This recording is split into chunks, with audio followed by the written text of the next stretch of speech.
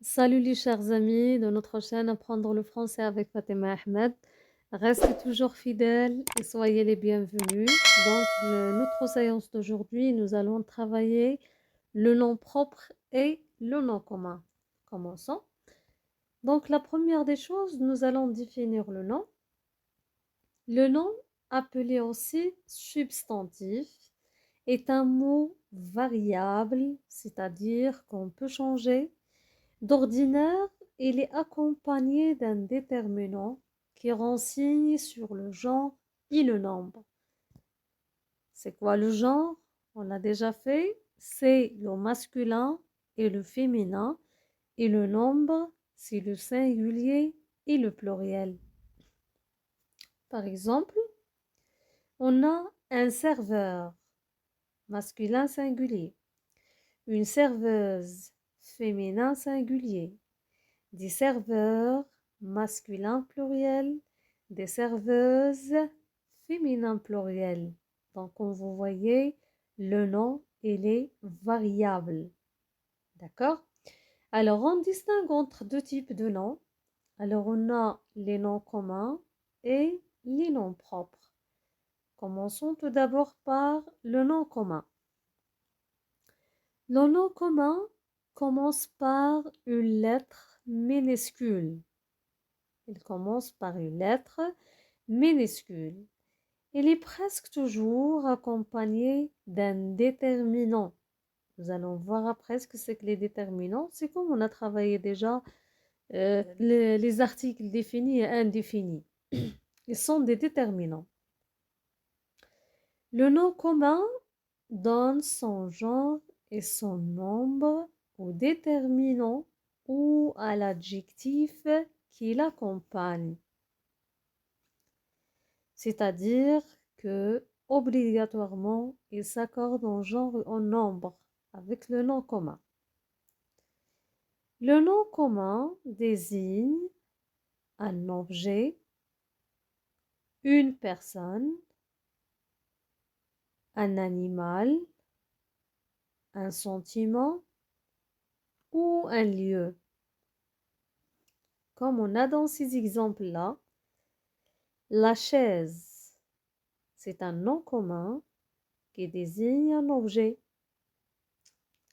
Le père, c'est un nom commun qui désigne une personne. Un chat, c'est un nom commun, précisément un animal. L'amour. L'amour, c'est un nom commun qui fait partie des sentiments. Une montagne, c'est un lieu. Et c'est tout ce que je peux dire à propos d'un nom commun. Je pense qu'il est très facile. Donc, j'ai dit qu'il commence toujours par des minuscules, comme vous voyez. Elle peut désigner donc un objet, une personne, un animal, un sentiment ou un lieu. Par contre, en nom propre, c'est ce que nous allons voir tout de suite.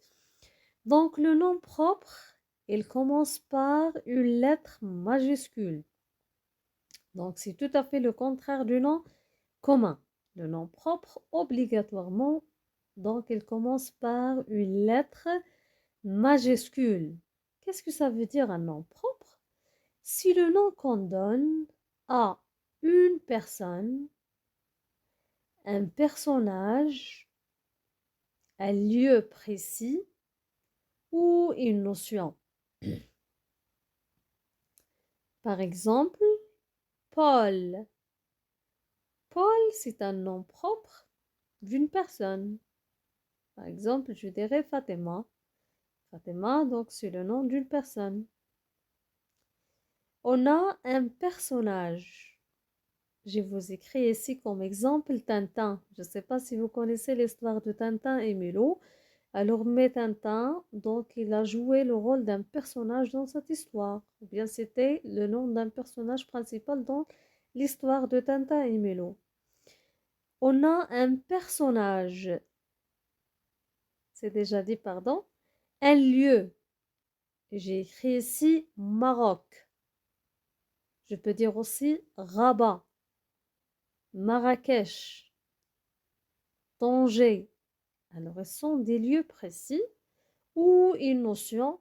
Par exemple, ici, on a l'homme avec H majuscule, c'est-à-dire signifie les êtres humains en général, les femmes, les hommes, et donc les enfants, ainsi de suite. Alors, c'est ça la différence entre le nom commun et le nom propre. Le nom propre, c'est le nom, donc j'ai déjà dit, c'est le nom qu'on donne à une personne, un personnage, un lieu ou bien une notion. Il commence toujours par une lettre majuscule. Il faut faire attention de distinguer les noms propres indiquant les nationalités et des adjectifs de nationalité. Comment? On a un exemple, je dirais un Italien. Un Italien, c'est quelqu'un qui fait partie de l'Italie, c'est un homme qui fait partie de l'Italie. Donc ici, elle désigne la nationalité. Je dois écrire le I majuscule. Mais quand je dirais un pain italien, alors italien ici, c'est juste un adjectif qualificatif qui qualifie le nom pain. Dans ce cas-là, je dois écrire le I minuscule parce que c'est juste un adjectif de nationalité.